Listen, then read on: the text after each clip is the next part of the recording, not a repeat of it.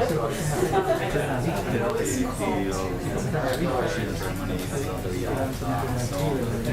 don't see it that way.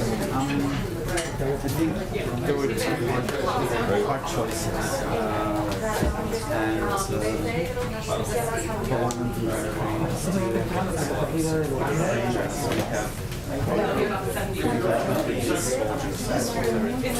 And Trump gave them those weapons that he mentioned. yeah. Tanks. I'm wondering if he realized what he was doing, but I'll tell you, I met a group of Ukrainian politicians. Chris Ryan had a little dinner one night he invited me to, and they were all saying that Obama gave them blankets and pillows, not my pillow, but gave them blankets. Trump gave them weapons. yeah, and Yeah, the reason why we want to know what is fiber. Right, yeah. what was this statement from Polish and Ukrainian ministers in essence rejecting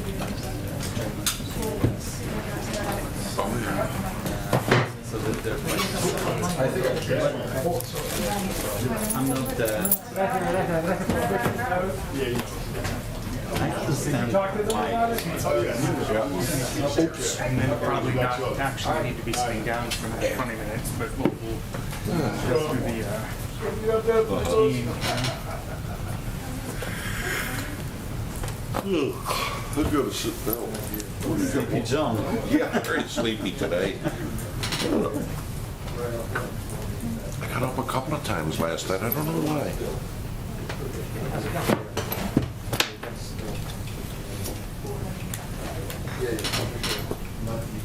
Where'd you get water? Oh, They got it in the. the machine is not. Yeah, we got the machine. And it's working. Yeah. Show me. What am I, in Missouri?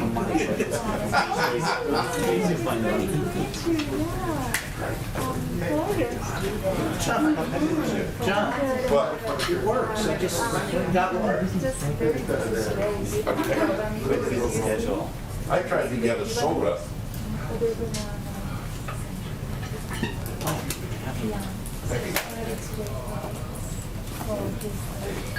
This guy took his brother's advice. Took my jacket off.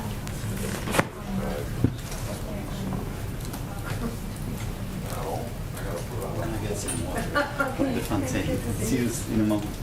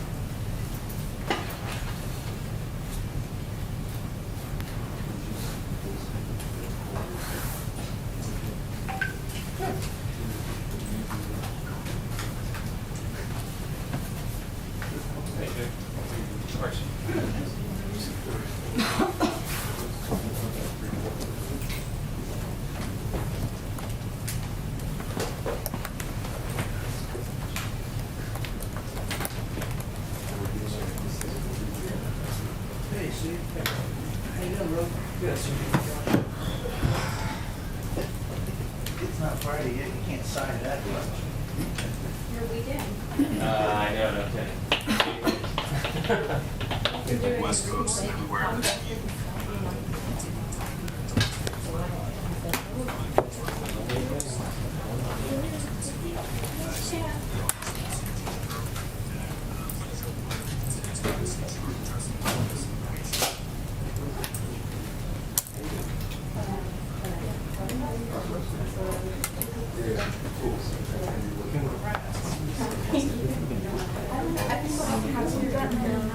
That's right.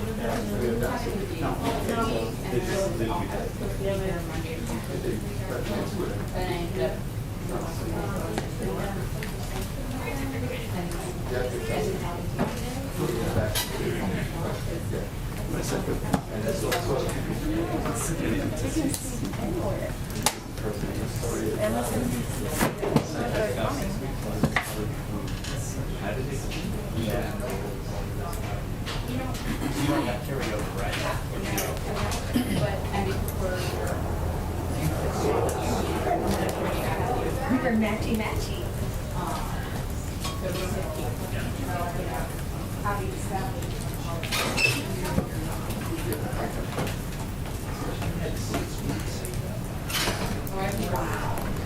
I started the year with 5 weeks of vacation. And then I ended last year with like 7 strong days.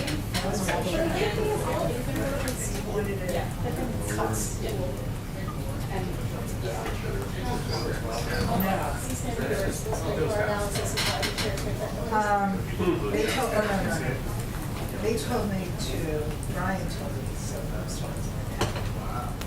White House cheese cuts full of orange. That's what.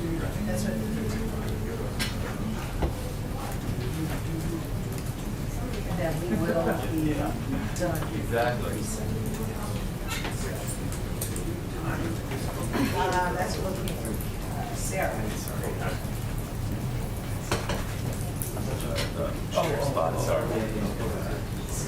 so tired of these like scary substitutions. Oh, come on back, you know, and there's one of the loans that I don't have. Food's always lovely. Got food. Right?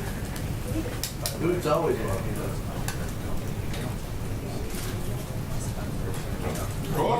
Excuse me. Thank you, sir. Oh, thank you. From last night. So John, John, is that line? Well, he spoke. I had to use cash though. Thank you. You know what that is? Thank you. So one of the video guys on Pamela, You know what I get out of military stuff? And I just kind of like take a couple of trips a couple of years. And then I get, I don't know if it's stuck up. Yeah.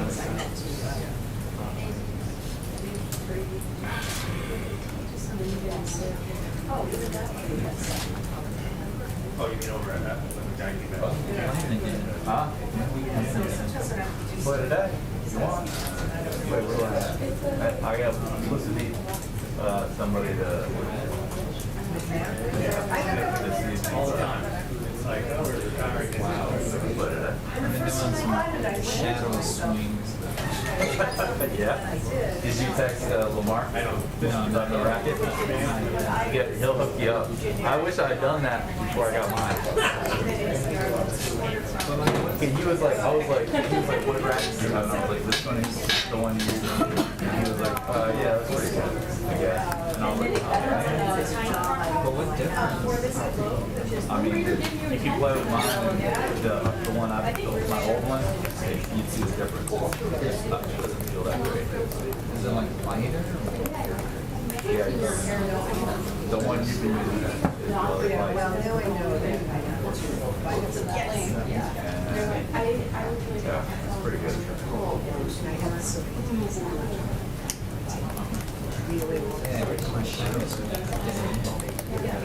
Oh, yeah?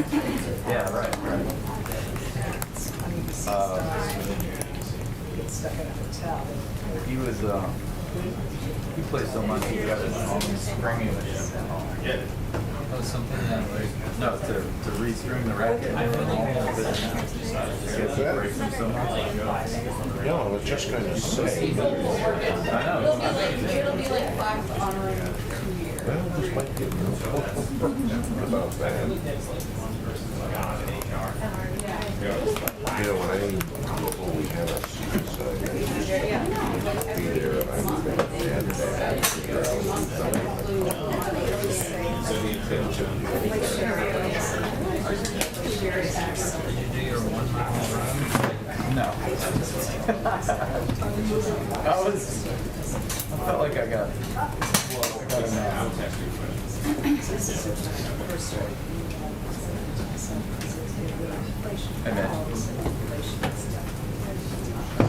Hey, I'm doing fine. Who's gonna win that primary in Ohio?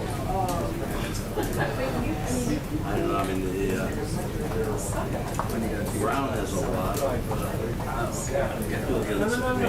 Brown. No, I'm the whole central county is having budgets. I know. Let's think about that. I suspect the grassroots. Yeah. But I haven't done any reporting. Just remember one thing. Think about when you were growing up. Brown was on the ballot and won all the time. Well, that's true. That was the best name in Ohio. Our management system. William Brown, your Attorney General. His real name was But before that, Ted Brown. Ted Brown was the Secretary of State for decades. And when the Democrats won every other statewide office, He was there. Ted Brown was still He only lost one race in his life. well, to Sherrod Brown. Secretary of State Ted Brown lost to Taft for the Senate. Oh, I'm talking about when he was replaced as Secretary of State. By Sherrod Brown. Right. And William Brown's name was really something like I like Bill. I was covering his state. youngest, what he was Attorney General at 29. He and Dixon last had 3 of them. Oh, yeah. They were both young, both had their eyes on him. Celeste Algrosso Yep. was a better candidate. And he had that very smart brother, No, I wouldn't. Dixon, that's what. Ted, And he had Jerry Austin. Wow. from Cleveland. Yeah, in fact, I'm having lunch with Jerry next week. How old is he? Be careful, that's not. I hope so. No, Jerry probably Nice to see you. Hi. Yeah. 8. I've been trying to get rid of Yeah. Wow, because he was running races. When I started covering the deputy state representative, I was working around suburban paper. Jerry, you put Glenn, and that was 72. And then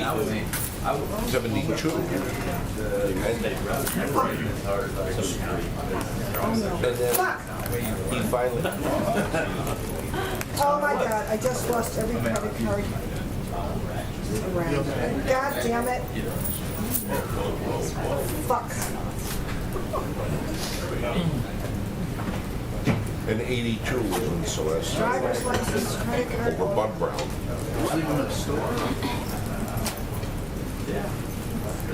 I'm so careful and I lost everything. Okay, I must be on the metro, so let me go cancel.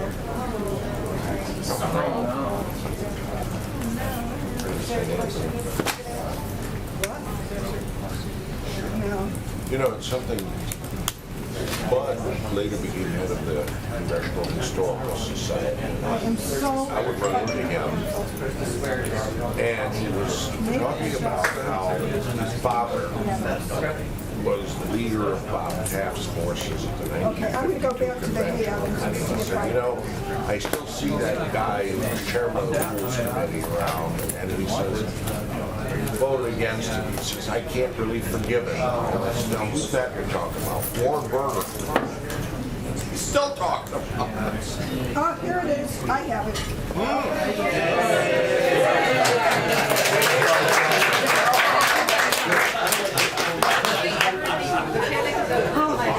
Drama of the day.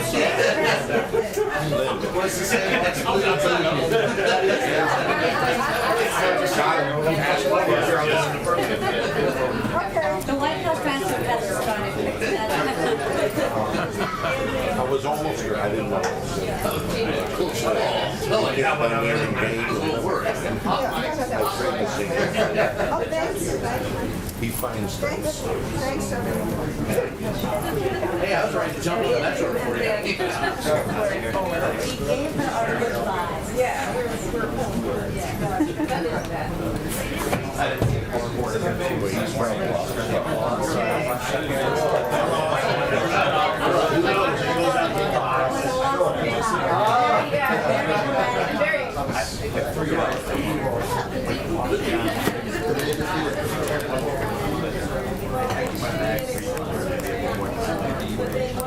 No, not really.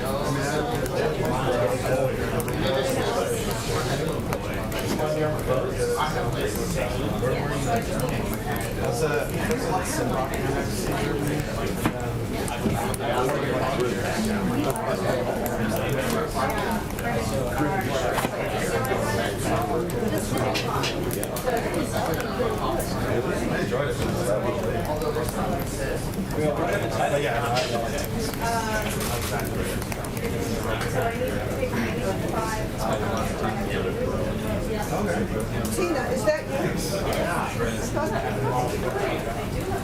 So, Raj, I just missed you. Oh, you really? Good to see you. Lynn, we all tweeted that out. What? We all tweeted that out.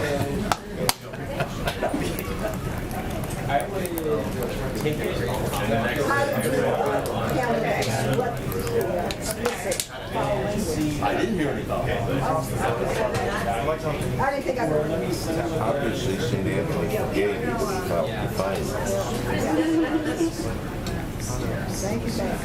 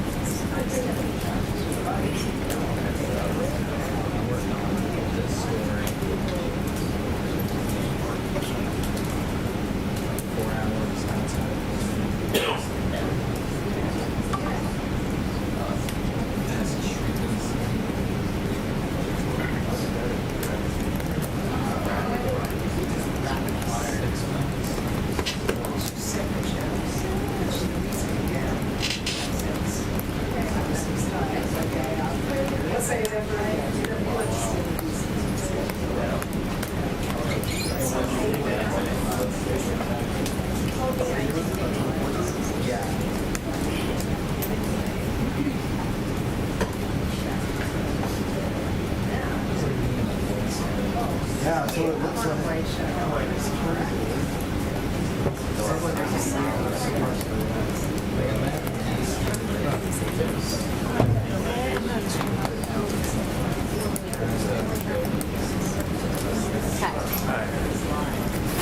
Hey! How are you? Sure.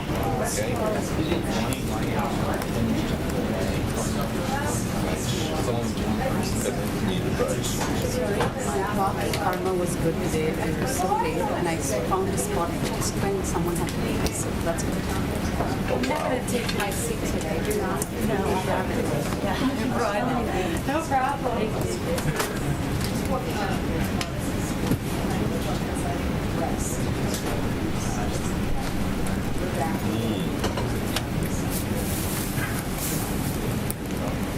I always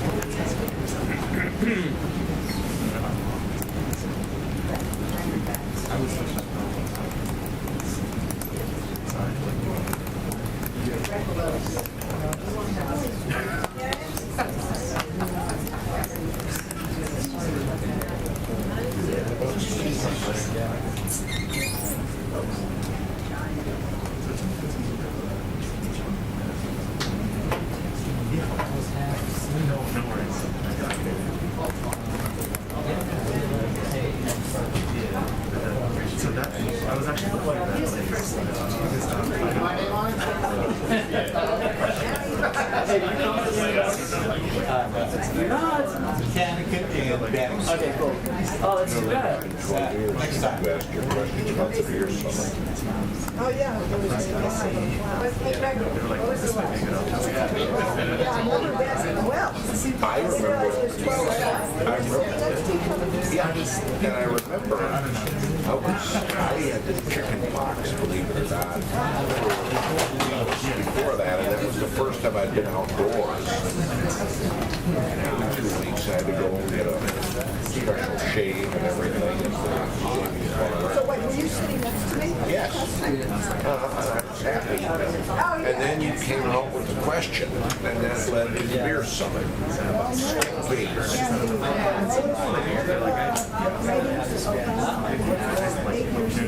Was that was a press conference where they talked about how much I got, right? Yeah. Because I was always told, like, oh, this is an example of you've got something to come out and plug. Don't take questions afterwards because you can get, you know, switched up. So the topic was health. Now, I think I've written I was the last or the second to last. So by that time, I was here, I had, it wasn't about healthcare.com, it was about if I was on to the report, I thought I would about health. And by the time I was called on another off-topic question was asked by no one other than Christy Carson, which is always do. We asked about something not on topic, but it was interesting. So, as you know from the press conferences, how many times ask about this nesting story. Say, tell me about your idea about what do you make of the to me,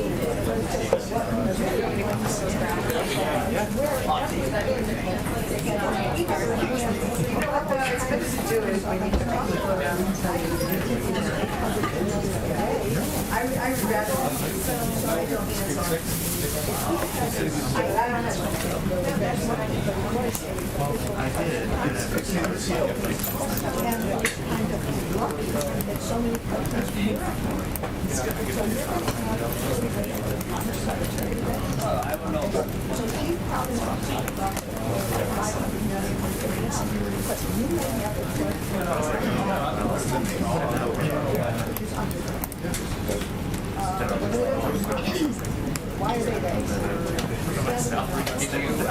Do you have that question in your back pocket or something?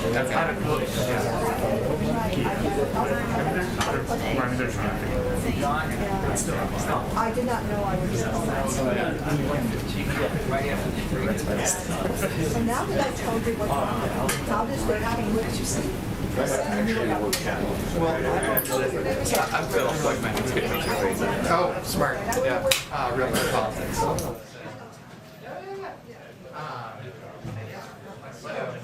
It's interesting because, like, I started covering White House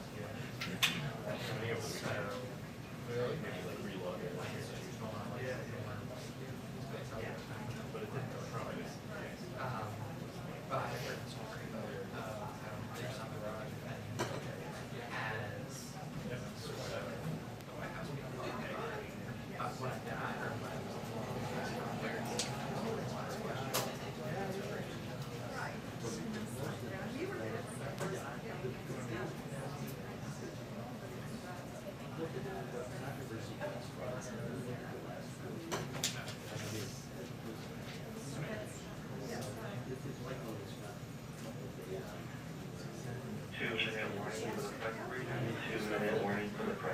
Presets though, supposed to start at 1:15. No,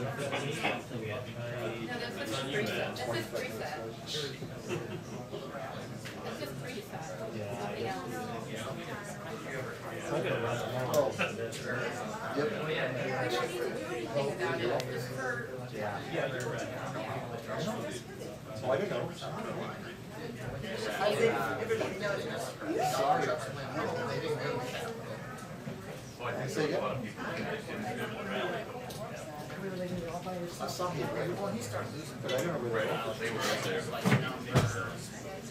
been there for a couple of times. Yeah. People park right next on the red line, right next to the subway. I come here, it's 25 minutes, it's 30 minutes, so I never go there unless it's an event. Of course, there's that for years.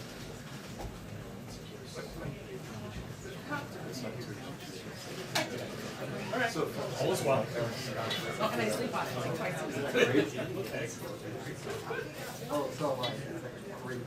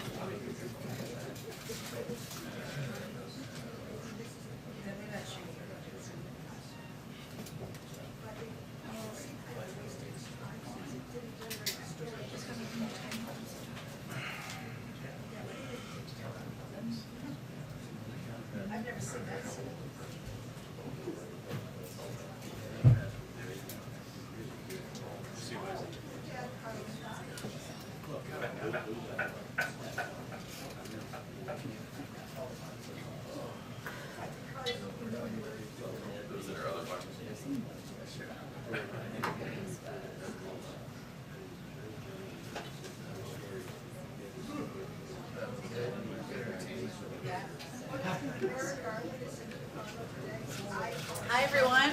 Happy Thursday. Okay, we have a special guest. Happy to welcome back Secretary of Commerce Gina Raimondo.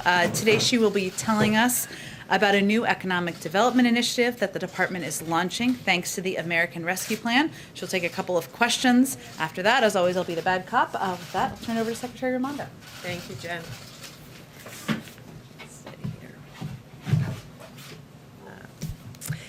Thank you, Jen. Good afternoon, everybody. So, as the president often says, and as we all know, we're on the road to recovery. And today, with this announcement, we mark a real step forward in that recovery. As Jen just said, the president signed the American Rescue Plan into law, intended to get our country back on its feet. And thanks to that law, I'm thrilled right now to be announcing the launch of a transformative $3 billion economic development initiative that will be running out of the Department of Commerce.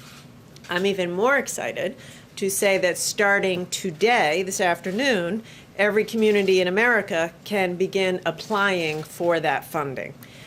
We believe that this is the largest local economic development initiative that the Commerce Department has ever made.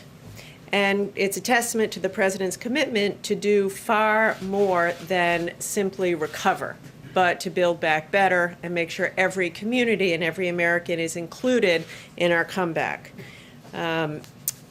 Everybody ought to benefit from this $3 billion initiative, from working mothers working to balance multiple jobs, to young adults looking for work, to factory workers or retail workers who lost their job in the pandemic, many of them mid-career, and they're wondering, what happens to me now? What happens to me next? These funds, this initiative, has been specifically designed to make sure that we are going to be providing high-quality, real jobs for you and for your community. What we saw during the pandemic, and what we all know, is that some people did very well. Those who are doing well did very well. But millions of Americans continue to struggle, and it's uneven. Those who continue to struggle, it's disproportionately women, people of color, communities of color, rural communities, and tribes. We know 2 million American women dropped out of the labor force since the start of the pandemic, mostly because of lack of affordable child care and paid leave. So ensuring that these $3 billion are distributed equity is core to our investment strategy. We know that equity is good for workers, good for business, and good for the economy. As many of you know, I'm the former governor of Rhode Island, and as a governor, I saw what good paying jobs mean to American families and mean to communities. This initiative has the potential to create, we believe, 300,000 jobs in the near term, revitalize dozens of communities around America, and drive innovation in underserved communities and revitalize depressed economies. The good news is the Department of Commerce's Economic Development Agency has been doing this for decades. They have a track record of success. In fact, I saw that on Monday when I was in Albany, where EDA's investments over the last 10 years have helped that city and region become a global semiconductor and bioscience hub. And in fact, the employment growth rate there has grown by 30% in those industries. This initiative that I'm announcing today will bring that type of transformative growth to communities all over the country. So at the end of the day, as the president has so often said, our economy can't recover until everybody in every community is included. So I'd like to briefly describe the components of this $3 billion initiative. It begins with what we're calling the Build Back Better Regional Challenge. This is a $1 billion challenge for up to 30 regions across the country seeking to revitalize their economies. It's designed to focus on innovation and spur projects that grow new industries and scale existing ones. Secondly, is what we're calling the Good Jobs Challenge, which allocates $500 million towards industry-led workforce training and apprenticeship programs with a particular focus on women, people of color, and underserved communities. Importantly, we have designed this so that funds can also be used for support services like childcare and transportation while folks are getting trained, so we make sure they get to the finish line of the training and get a job. For the hard-hit communities hit hardest by the loss of travel and tourism, we're providing $750 million to accelerate the recovery of travel, tourism, and outdoor recreation. Through the Economic Adjustment Assistance, we're offering $500 million to hundreds of communities across the country to create new jobs, spur economic development, and put Americans back to work. Our Indigenous Communities Commitment sets aside $100 million to meet the needs of Indigenous communities with everything from broadband to health centers and more, deliberately designed to be flexible to meet the needs of the community. And finally, we're making a $300 million commitment to invest in economic development in coal-affected communities. We believe that this $300 million investment in coal communities is the largest economic development that EDA has ever made in coal communities, and we know that it will enable these communities to recover, diversify their economies, and grow. So these grants together reflect the values and priorities of President Biden's Build Back Better agenda, and they, alongside of the jobs plan, will accelerate America's economic recovery and help the country continue to get back to work. So spread the word. Applications go live this afternoon, and we look forward to working with communities around America. Jeff. Madam Secretary, 2 questions. 1, can you explain how people can apply for these grants? And 2, on a separate topic, the Commerce Department has a supply chain advisory committee. Can you give us an update on what you're doing about chips and other supply issues? Yeah, thank you. So as I said, this afternoon on the EDA website, applications will be live. So we want to get this money out the door as quickly as possible. EDA has 6 regional offices around the country, which we will be working with. But this is, I want to clarify, this money is for states, cities, counties, nonprofits, universities, not for companies. So it's coalitions of nonprofits in communities specifically designed to be locally led and managed. We're doing a lot on the chip shortage. I am engaging almost daily with industry. We are working as hard as we can to get the House to pass the CHIPS Act, or their version of USICA. And we're putting plans in place right now already on the team to invest the $52 billion. We need to incentivize the manufacturing of chips in America.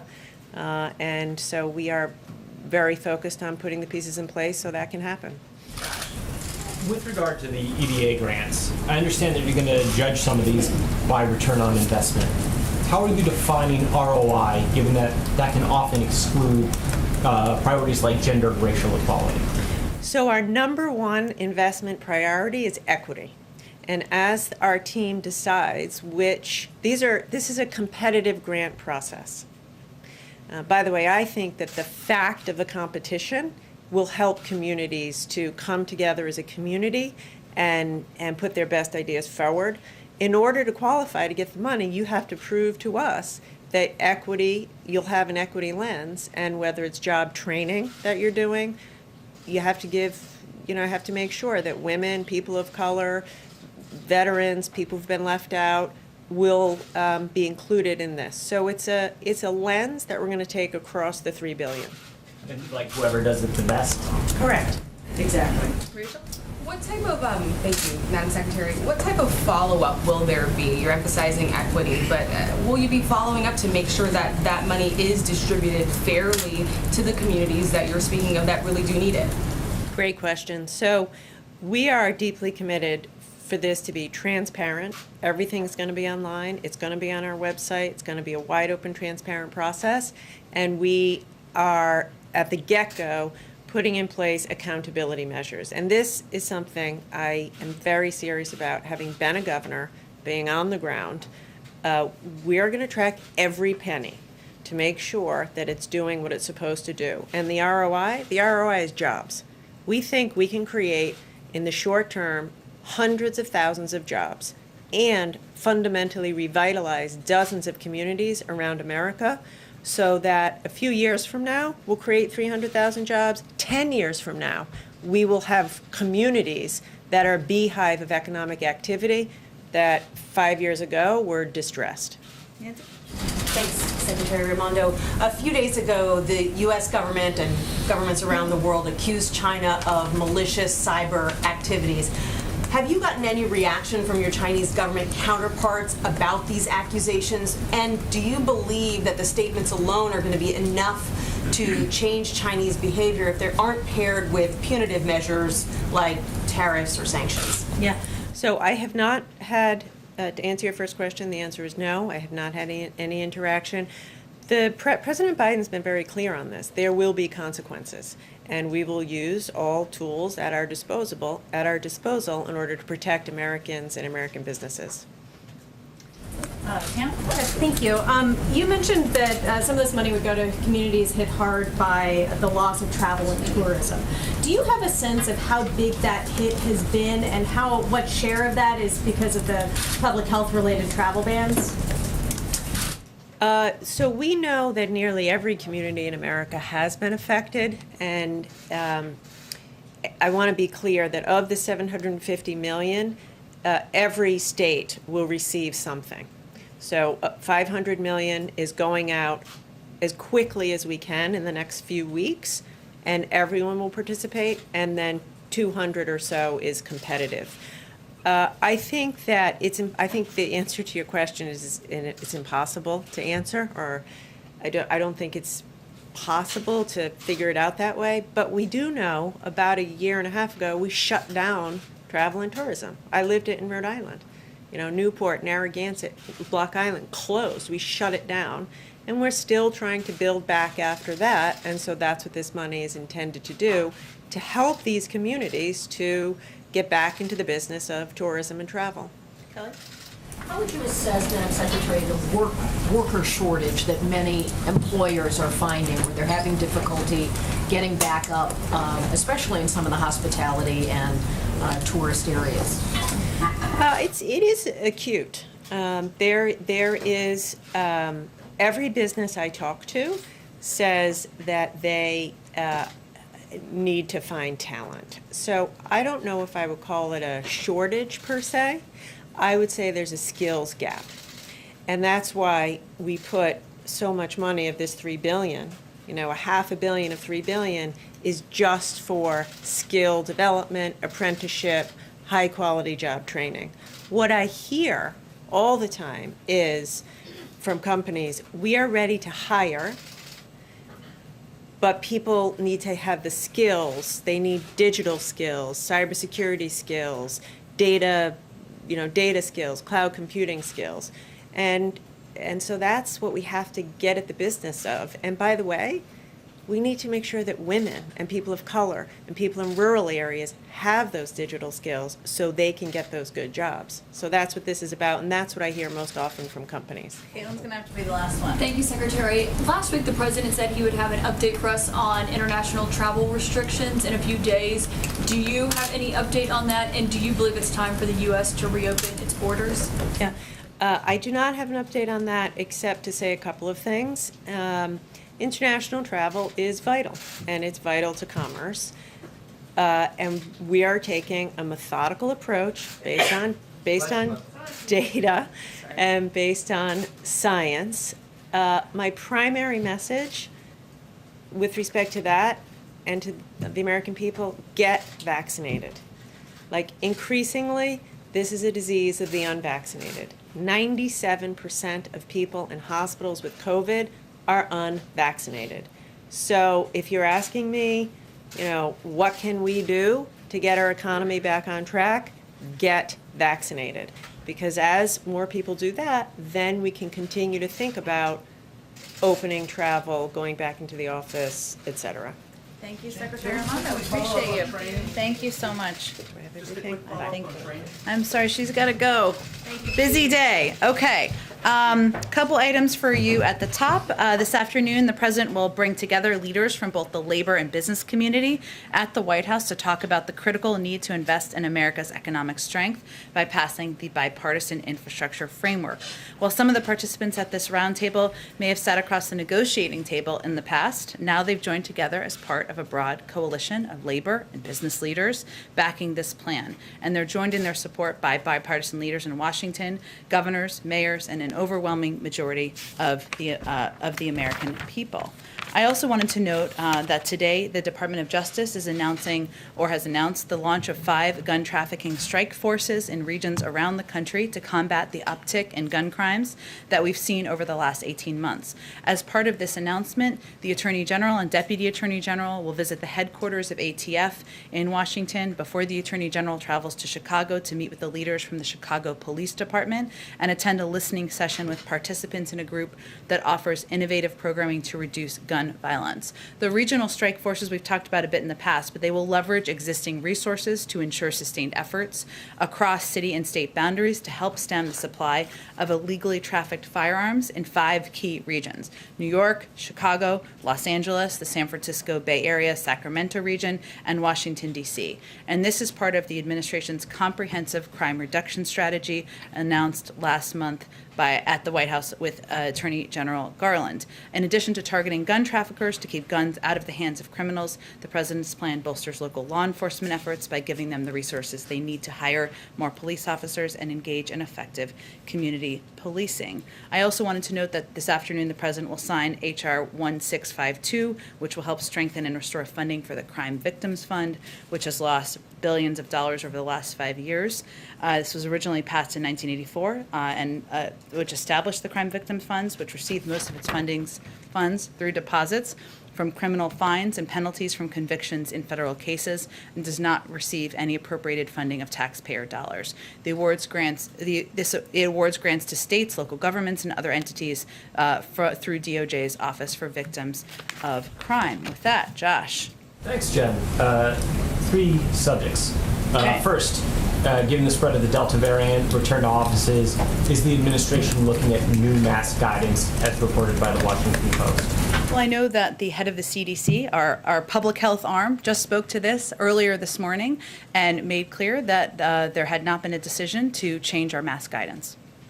Two, it's being reported that President Biden plans to impose sanctions on Cuban officials because of the attacks on protesters. Can you outline the administration's goals with regard to those sanctions? Sure. Well, I can confirm for all of you that there will be more from the Department of Treasury and the Department of State later this afternoon on sanctions, and the announcement will be coming from them. But in terms of our approach to Cuba and what we're trying to accomplish, we have, of course, condemned mass detentions, sham trials, and disappearances that are attempts to threaten the Cuban people into silence.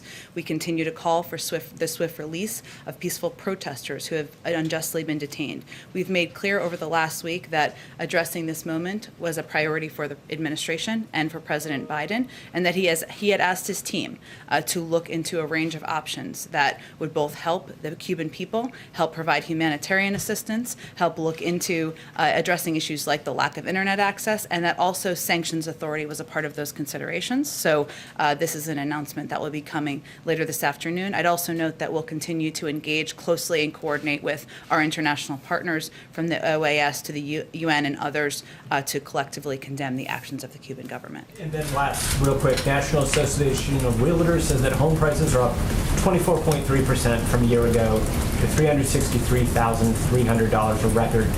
Are home prices too high for an economy that's supposed to be growing from the bottom up and middle out? Well, first I would say the president is quite focused on making sure we're doing everything we can to help middle-class families as the economy is recovering and as there are ongoing challenges in our economy that have been longstanding, including supply chain issues, which you and many others are quite familiar with. And as he talked about a little bit last night, there are a range of factors that impact that. The shortage of lumber that is starting to pick back up has, of course, impacted the building of new homes, which has raised the prices of older homes. So his focus, and a big focus of this administration, is on addressing supply chain issues to help address some of these skyrocketing prices in the market. But also, he is focused on providing assistance to renters, to homeowners, and others to get through this period of time in our economy. Go ahead. Jen, today China rejected a WHO plan for a second phase of an investigation into the origins of the coronavirus, including audits of laboratories and markets. What is the White House's reaction to that, and how will this impact the U.S. dealing with China on this going forward? Well, let me first reiterate that the United States supports the WHO plan for Phase 2, which commits to ensuring these studies are scientific, transparent, expert-led, and free from interference. We have certainly seen the PRC's comments, again, rejecting Phase 2 of a WHO study. We're deeply disappointed. Their position is irresponsible and, frankly, dangerous. Alongside other member states around the world, we continue to call for China to provide the needed access to data and samples. And this is critical so we can understand to prevent the next pandemic. This is about saving lives in the future, and it's not a time to be stonewalling. I would note that we believe in a multilateral approach. That has not been an approach that has been taken prior to the president taking office, and that has been a big focus of his strategy as it relates to our engagement with China. So, and that relates to our approach to global health security, which is why we rejoined the WHO on day one. Unfortunately, Phase 1, as you all know, did not yield the data and access from China that we think is necessary. But our support for a multilateral approach and the Phase 2 plan is because it's rigorous and science-based. But most importantly, it's not just the United States calling for this. As a part of our renewed engagement and our efforts to build a coalition of support around the world with allies and partners, we're joined by the international community on this. Partners and multilateral organizations who are also calling for and pressuring China to be engaged in the second phase of this discussion. I would also note, I'm almost done, there's a lot to say about this topic. In Cornwall, which many of you were with us for that trip, the G7 leaders together called for a transparent, evidence-based investigation, including in China. And after the phase 1 study, we were joined by allies and partners across the world in a joint statement calling for a transparent and independent analysis, expressing our concerns over the lack of access and urging momentum. It's clear China isn't living up to their obligations. What our focus is on is building this multilateral effort and support for putting pressure on and making clear that it's unacceptable and dangerous. See any consequences for China for this decision? Well, I'm not going to get ahead of any policy process. I will tell you that, again, our approach to China as it relates to global health security is going to continue to be in a coordinated fashion with our international partners. One last on China. Yeah. They have also started a new crackdown in Hong Kong, this time on children's book authors. Any thoughts on that? I think we have expressed many times before, unfortunately, because there has been reason to express many times before our concerns about the crackdown on freedom of speech, freedom of media, crackdown on human rights activists in Hong Kong, and we continue to express that. Go ahead. You mentioned there had not been a decision to change the guidelines on wearing a face mask for fully vaccinated Americans, but have there been any conversations within the administration about possibly changing those guidelines? Well, we are guided by the science, and we're guided by our public health experts, and any decision would come from the CDC. The head of the CDC spoke to this earlier this morning. So conversations within the administration, that's what the Washington Post was also reporting. There were early conversations within the administration about possibly changing those guidelines. I've seen the reporting, but what I can tell you is that there has been no decision to change our mask guidelines. If any decisions about public health would be driven by the CDC. But of course, we are engaged with public health experts and the CDC about how to continue to attack the virus. And we've never said that battle is over. It's still ongoing. It would be more concerning, or should be more concerning, to all of you and the American people if we were not having those conversations. So there are certainly conversations about steps we can and should take, but I think Dr. Walensky was quite clear this morning. And just one quick follow-up. We heard the CDC director today warn about the rise in the Delta variant, saying that it's spreading with incredible efficiency. At what point would the White House reconsider the protocols for the president and for administration officials? Well, we're guided by the public health guidance and the CDC guidelines, and that's what we abide by here. They have not changed those, and so we continue to abide by the guidelines we've announced to all of you. Go ahead. Thanks, Jen. Obviously, there are a lot of parents who are wondering what school is going to look like in the fall. And last night, the president said this, quote, "The CDC is going to say that everyone under the age of 12 should probably be wearing a mask in school. That's probably what's going to happen." Has the CDC indicated that that is, in fact, their position? And how soon could we hear from them? They did already announce that several weeks ago as a part of their CDC guidance for schools, because anybody under 12 is not eligible to be vaccinated, so they would not be vaccinated, and so therefore they should be wearing a mask. Also, we now know that Hunter Biden is going to be able to meet with prospective buyers at 2 art shows where his paintings are going to be on display later this year. How does this square with the goal of keeping him in the dark about the buyers of his art as a means to prevent even the appearance of undue influence? Well, this showing that was that you're referencing was previously public. He's not going to have any conversations related to the selling of art. That will be left to the gallerist, as was outlined in the agreement that we announced just a few weeks ago.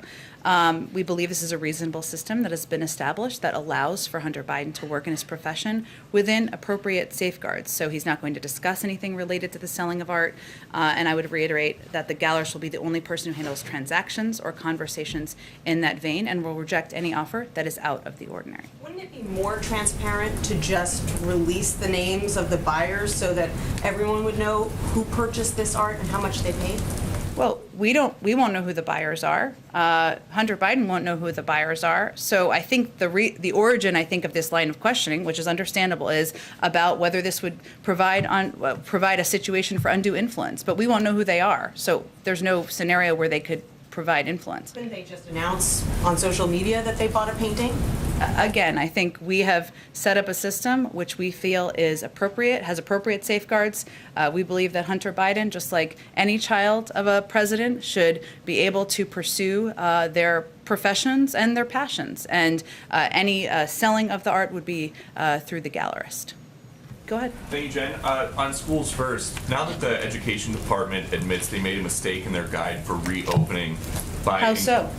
Well, they included advice from the Abolitionist Teaching Network, and they came out and said that was not supposed to be in there. Is the administration going to follow up with school districts to make sure that the Abolitionist Teaching Network material is not in lesson plans? Well, just to be clear for the context, because I know you love context of what you're asking about here, what you're referring to is a citation in a report of which there were 1,000 citations. So I'm quite impressed with your researchers for finding one of 1,000 citations. It was an error in a lengthy document to include this citation. The specific site does not represent the administration's view, and we don't endorse the recommendations of this group. And I believe it's been removed or is in the process of being removed. But we are close to schools reopening, and is there any concern if you don't endorse this material that was in there, citation or not, that it's in lesson plans? Well, first I would say that, as we've said many times before, we don't dictate or recommend specific curriculum decisions from the federal government. That is and will continue to be handled at the local level, and we believe that the American people trust teachers to make those decisions, not government. And then on masks, a few weeks ago, the president said we were closer than ever to declaring our independence from a deadly virus. Is that still the case if you guys are now reportedly considering asking vaccinated people to wear masks again? Well, first of all, the CDC director, who oversees decisions along those lines and all of our public health decisions, made clear that that was not a decision that had been made just a few hours ago. So I point out that first. Second, I would say what the president was referring to and continues to talk about, as he did last night at a town hall, is that we're quite proud of the progress that's been made. People over 65, more than 80% are vaccinated. Almost 70% of adults are vaccinated. 162 million Americans are vaccinated. That is certainly progress, but we are still at war with the virus. We've never said that would be over. We've always said that we'd be continuing to focus on ensuring we're meeting people where they are and getting them vaccinated, keeping them safe. But the president said in May, vaxxed or masked. I think a lot of people got the vaccine because they were hearing him say, if you get the vaccine, you don't have to wear masks anymore. And that continues to be CDC guidance. And you can say that that's going to be the guidance forever. I am not the CDC director. I understand, but people don't care who tells them to wear a mask. They should care. If it's the White House, shouldn't they care if it's a doctor, a medical expert, or a spokesperson? I think most Americans actually do care. It's the government. Okay. Kelly, go ahead. Is there a conversation about encouraging people to make the personal choice that Dr. Walensky talked about today if they, for example, are vaccinated but live in a state with low vaccination rates or have other considerations? Is part of your messaging going to be encouraging the personal choice piece on mask wearing? Well, that is currently our messaging, right? So I would say that for communities where there are lower rates of vaccination, and as we know, that's really concentrated in only a handful of states across the country where most of the cases are coming from, as we've seen the rise in the Delta variant, which is more transmissible, and if you're not vaccinated, it is transferring, no question, more quickly across people. People should wear masks, and that is something we will continue to encourage leaders and civic leaders and educators and people who are trusted voices in communities to make clear. And those are vaccinated people you're referring to make the personal choice to wear the mask in those high-rate areas. That's what I'm asking. That's not the advice of the CDC at this point in time, so that is not a message we are conveying to people. Dr. Walensky said today that it can be a personal choice for the vaccinated. Of course, it can be. And some people make that decision because they are immunocompromised, because they have family members, because they just want an extra layer of protection, and we should all respect that. But it is not proactive guidance that the CDC is providing. Last night, the president said you're not going to get COVID if you have these vaccinations. Why did he say that when that is not what the science says? Well, what the science says is that 97% of hospitalizations are people who are unvaccinated. So yes, there are cases of individuals who are vaccinated, to be absolutely clear, who do have gotten COVID. It is a very small percentage and a small number of people. And those cases, vast majority, are asymptomatic, and they have minor symptoms, which means that you are largely protected. That was the point he was trying to make last night. It's been a couple of days since we talked about the breakthrough case on the campus here, and that you acknowledged there were additional breakthrough cases. Can you give us now the number of breakthrough cases that have occurred during the Biden presidency? Well, I would say first that our medical experts, our health experts, have been conveying from the beginning, as have we, that there would be cases of individuals who are vaccinated who tested positive for COVID. There are 2,000 people who work on the campus, and of course, so that means that just statistically speaking, there will be people who are vaccinated individuals who get COVID on the campus. What I announced yesterday, or conveyed yesterday, was what our policy would be moving forward. But no, I don't think you can expect that we're going to be providing numbers of breakthrough cases, no. Really? That's not transparency to give us a number, not the names, but a number of these cases? You must have that information. Well, Kelly, I think, one, we're in a very different place than we were several months ago. The vast majority of individuals who are vaccinated who get COVID will be asymptomatic or have mild cases. Every individual at this White House has been offered a vaccine, and we have been very clear that we will be transparent with anyone who has had close proximity contact with the president or any of the four principals as deemed by the White House Medical Unit with all of you. And if they approve having their name released, we will also release their names, but we will protect their privacy. That will be our policy moving forward, and we understand and agree that that is in the public interest.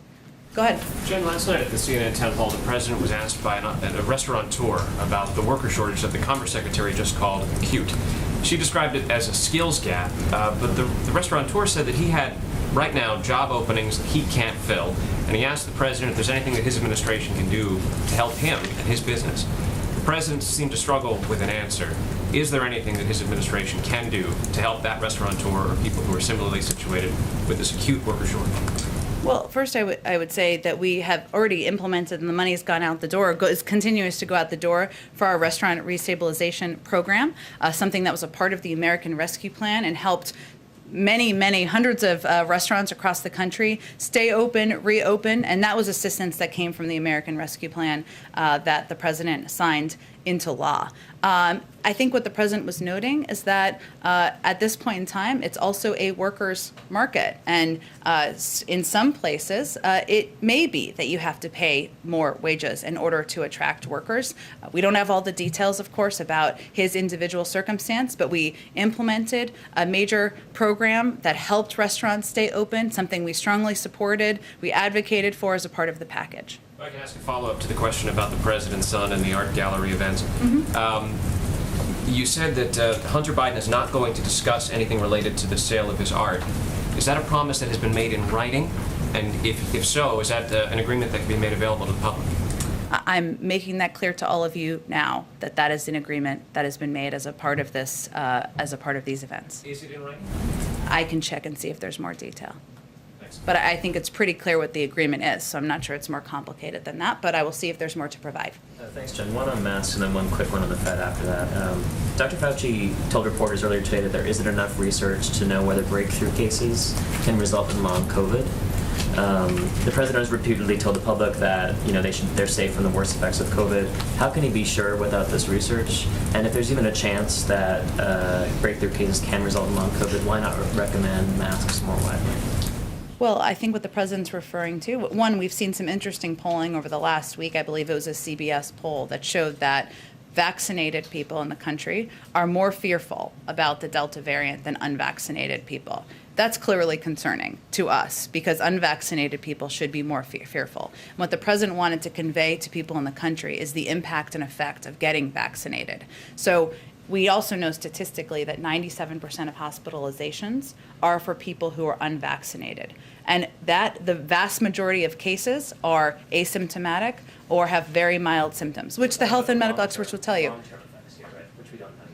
That's true. There's still research about a range of components of the impacts of COVID over the long term, which our health and medical leaders will advise us on. They also have not changed their guidance on masks. That is not a determination that's being made from a political standpoint or from anyone in the White House. That is something the CDC and our health and medical experts are advising on, and they look at a range of factors. And just on the Fed, is the president concerned at all that choosing a new Federal Reserve chairman during a period of economic uncertainty and inflation could complicate economic recovery or spook the markets? I just have nothing to preview for you in terms of the end of the term next winter. Go ahead. Oh, do you already ask? Go ahead, Jen. On infrastructure, Senator Carper, one of your allies, said that he wants to make sure that the water infrastructure measures that the Senate already passed and the surface transportation reauthorization bill that passed out of his committee are also included in the infrastructure agreement. I know that the bipartisan group said yesterday that they were 99% of the way there. I know there are some issues that Republican lawmakers are working out with the White House right now. Are Senator Carper's concerns also something that the White House is aware of and working on at this point? We're certainly aware of the concerns that have been expressed or asks or requests by a range of members. This is typically what happens, as you all know, in this period of time where we're very close to a point where there's going to be a vote on a motion to proceed, and everybody who has initiatives, who has priorities, is going to make their voice heard. That's a part of the process. We respect that.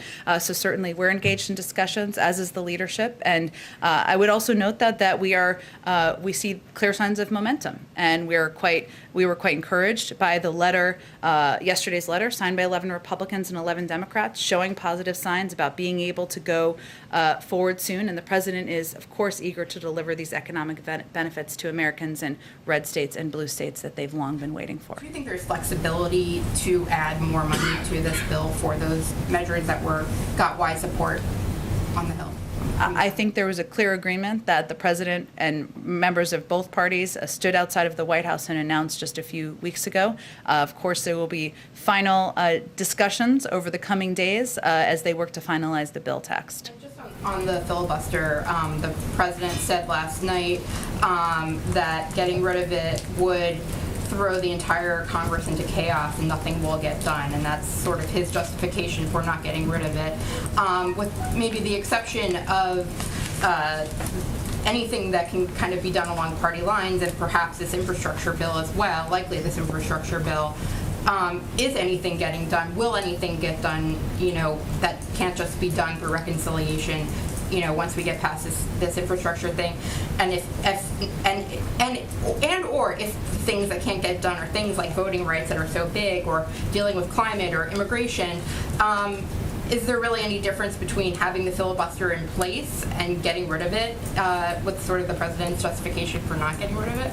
Well, first, the president doesn't make the decision on filibuster rules or parliamentary rules in the Senate. The Senate does, and he'll leave that to the Senate. It also requires the majority in the Senate to support a rule change. And so what he was referring to is simply what that process would look like, and the fact that there are some in the Senate who have said they would halt all business if that conversation were to happen. So in some means he was reporting out what is publicly known about what the process might look like moving forward. I'll leave it to all of you to whip count on how many votes there would be for filibuster changes. You're saying that he's not engaging on this. He has continually talked about wanting to move back to the talking filibuster. Sure. So he is weighing in on a part of the filibuster. And he talked about that last night, and talked about the fact that it shouldn't be so easy to be obstreperous, I think is a word he's used before. I've wanted to use in here. And it shouldn't be so easy to prevent legislation from moving forward. I'll also note that, the president ran for office because he felt that people's fundamental rights were being violated by the last president. And voting rights and racial equality is central to what he wants to do as president. So he has already taken a number of steps. He will continue to advocate for the People Act, which every Democrat voted to advance after he worked the phones, and the John Lewis Voting Rights Act.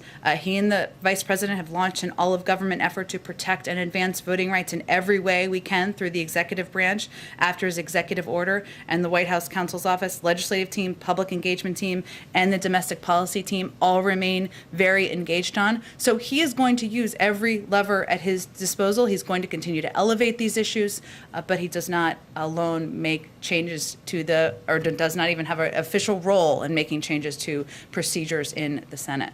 Go ahead, Ann.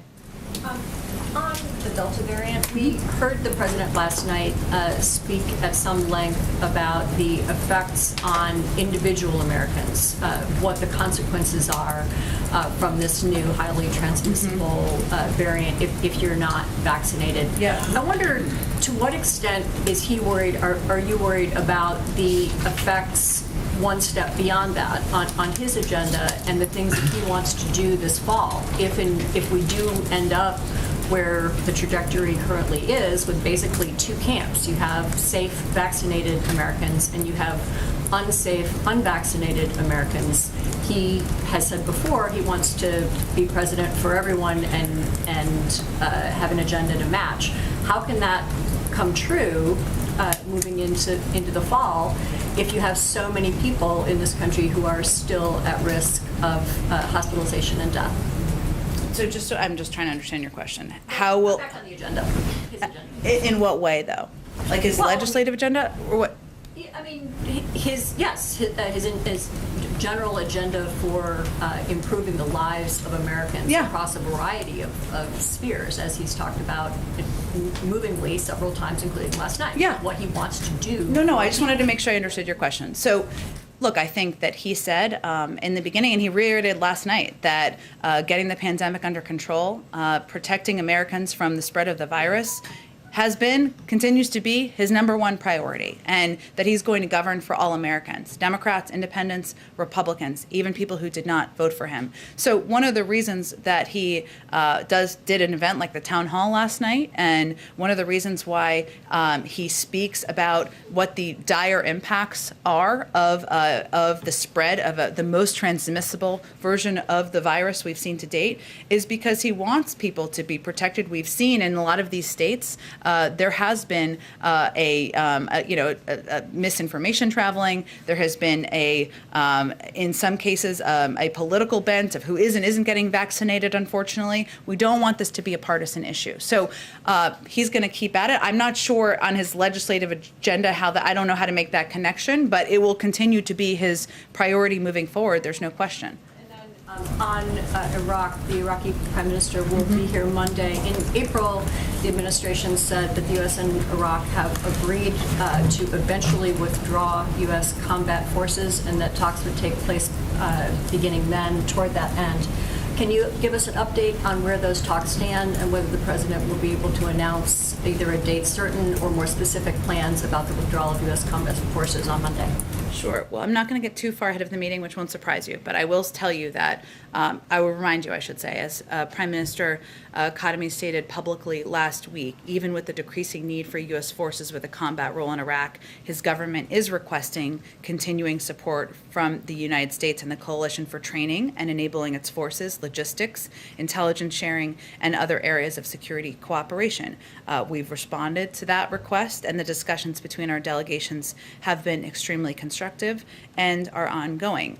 U.S. military forces are in Iraq at Iraq's invitation to support Iraqi forces in their fight against ISIS. We routinely discuss the activities of U.S. forces in Iraq and evolution of the mission from the height of the ISIS campaign to today, where ISIS remains a threat, but major combat operations have ended and Iraqi capacity has increased significantly. So this is an ongoing discussion. I would note the Prime Minister's comments. Our delegations will continue to discuss, and we'll have more to say. I'm sure they'll have more to say after their meeting. Go ahead. Thank you. I'd like to ask questions on Tokyo Olympic Games. Sure. First Lady Jill Biden is about to attend the opening ceremony, but opening ceremony's creative director was fired yesterday for over the Holocaust joke he made in the 1990s. Does White House have any comment on that?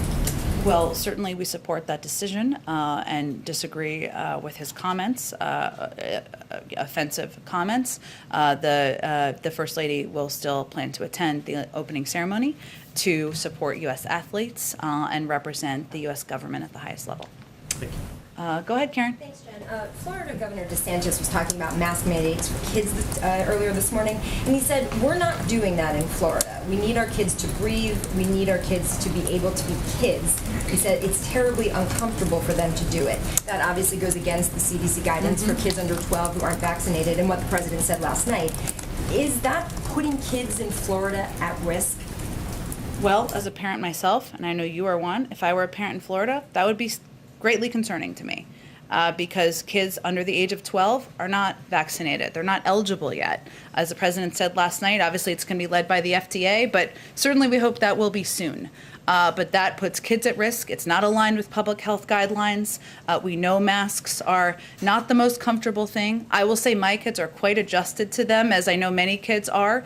So certainly we would have concern about any step that doesn't abide by public health guidelines, and we think it puts people at greater risk. Frustrated that in the fall, when kids go back to school across the country, that there could be very different standards for kids under 12. And is there something that he can do about that?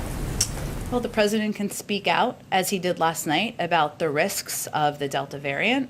That is more transmissible than any variant we've seen to date, about the risk to young people of the spread of COVID, and about the fact that the CDC has put out clear guidelines, clear mitigation steps that can be taken to keep families safe, kids safe, individuals safe, and there are a range of steps that people can take. I think what's notable about the CDC education guidelines is that it made very clear it's important for kids to be back in school, and that's important for their mental health. It's important for kids to be learning. We don't want to put kids behind and create some sort of an additional educational gap. But there are recommendations by the public health experts for a reason. He'll continue to elevate them, but ultimately those decisions will be made by local school districts. Go ahead, Caitlin. Thanks so much. Can you confirm that White House officials are involved in these discussions about whether or not they need to update the mask guidance? Well, first, the CDC director made clear that was not a decision made. We are regularly in touch and have regular meetings with our public health officials, including the CDC, about how to continue to address the virus. That shouldn't surprise anyone. Those conversations cover a range of topics. But I think the most important thing for the public is that there hasn't been a decision made. It will always be led with public health guidance, and they've made that very clear this morning. It's just unusual that no one will confirm the discussions are actually happening. Well, I think because the report on it was a little breathless about what it implied was happening when the CDC director said that's not a decision that's been made, and we want to be clear to the public, nobody is being advised who's vaccinated to wear a mask. That is not what the public health guidelines says. And is the White House concerned about the messaging aspect of this, given not having to wear a mask is often a perk of being vaccinated that the White House and other top health officials have touted? So are you concerned that if there is a change to the mask guidance for vaccinated individuals when they're indoors, that it would be harder to sell vaccinations, essentially? Well, there hasn't been a change, and it's pretty clear now that if you're vaccinated, you don't need to wear a mask. If you're not vaccinated, I don't know, that's a hard word, you should wear a mask according to the public health guidelines. That's not a prediction that the CDC director made this morning. We certainly know that it is important, even as parents, as Karen was asking about before, when you have kids, you're not wearing a mask, I'm not wearing a mask at the playground, or I'm not wearing a mask indoors, my kids are still wearing masks. That's not terribly confusing to people. So, we'll continue to communicate, convey what the accurate public health guidelines is. Nothing has changed about that. And of course, we have ongoing discussions about how to keep the American people safe. Go ahead. Yep, just related to that, is the White House position still the same on vaccine verification? Have there been any conversations about promoting businesses choosing to verify vaccinated status for attending concerts or dining indoors? Or is there any discussion around vaccine verification or changing the posture? It is not, our position has not changed, nor do I anticipate it would on guidance coming from the federal government. It is also entirely appropriate for private sector entities and universities and hospitals to make decisions about how to keep their communities safe. Go ahead. If we can go back to the president's comment about ending the filibuster, how it would create chaos. What did that mean exactly? What kind of chaos would be created? Well, I think as I answered, I think it was Jen's question over here in response to her question, what the president was speaking to is the fact that it's a parliamentary process. It's not something you wage a magic wand to change. It will require the majority of votes in the Senate. There would be debate about that process in the Senate, and there are many individuals in the Senate who have been clear that they would throw the Senate into chaos and halt all progress. So I think he was reporting out on what you all have publicly reported on yourself. In regards to Senator Carper, since there's no room to lose a Democrat in this, what is the White House doing to get him back on board? I don't know that he's characterized himself as not on board with the infrastructure bill that is incredibly popular and supported by the majority of people across the country. But we also understand and recognize that in the process of legislating, there are periods where people want to have their voice heard. We support that, have asks they want to make, have components they want to see in legislation. That's the part of the messy process of legislating. That's what's ongoing. We're engaged with a range of members, including, of course, Senator Carper, and, of course, working closely with Senate leadership as well. Go ahead. Thank you, Jen. Just following up on Anne's question on Iraq, there's been criticism on the part of the administration that there's a lack of clarity on what the U.S. wants to achieve in Iraq. So can you explain beyond defeating ISIS or controlling ISIS, what is it exactly that the president wants to do in Iraq, and perhaps a timeline? Well, again, I'm not sure I can say much more than what I said, which was an extensive answer, I will say, to Anne's question, which was that we are in Iraq at the invitation of Iraqi leadership, obviously, and they have asked our military to remain, to continue to play a role in